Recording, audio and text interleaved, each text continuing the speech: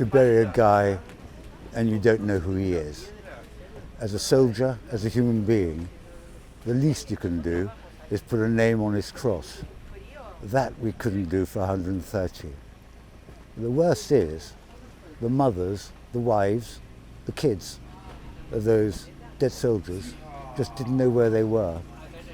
And their grief cannot start closing until they actually know where their loved one is.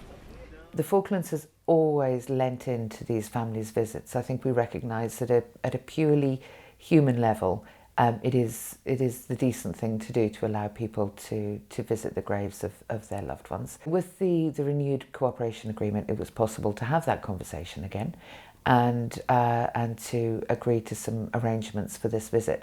But as I say, we recognise that for our community, it's not an easy thing.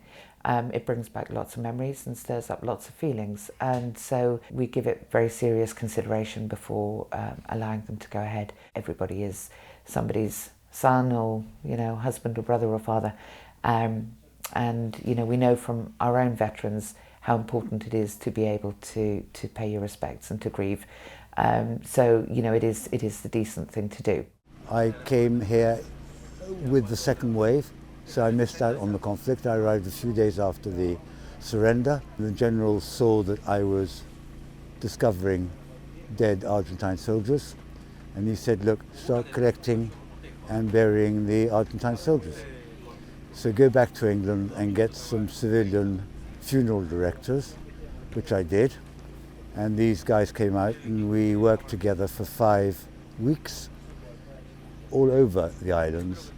Tumbledown, Longdon, Wireless Ridge, you name it. We buried them all in a cemetery not too unlike the one now. I could only identify half of the soldiers.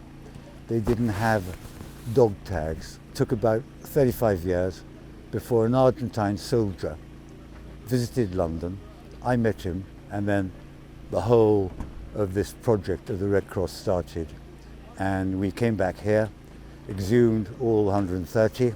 We took samples from their mums and dads, samples from the guys in the cemetery here, matched them, and of the 130 we've now identified 123. It's very difficult. Now you saw today the reaction of the mothers and the next of kin in front of the grave. You saw how they lay down on the ground, touched the cross, touched the plaque with his name. Psychologically, it means a lot.